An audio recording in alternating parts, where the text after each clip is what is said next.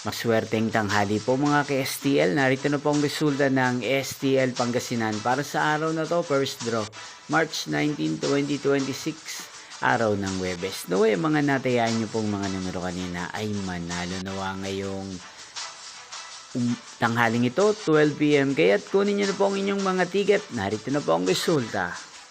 Ang mga numerong nanalo sa STL Pangasinan ngayong tanghaling ito, March 19, 2026, 12 PM. First draw result, 5 at 38 in exact order. Again, 5 at 38. At ngayong tanghaling ito sa STL Pangasinan, atin pong shoutout si Kuya Ryan Ferrer ng Pangasinan na nanonood din po sa channel na to. Shoutout po sa inyo kay Ryan Ferrer, sana po ay nasa maayos kayong kalagayan. At sa lahat po ng mga taga Pangasinan, shoutout po sa inyong lahat. Inyo pong napanood ang resulta ng STL Pangasinan. Magkita-kita pong muli tayo mamayang 5 PM para sa second draw result ng STL Pangasinan. Thank you for watching!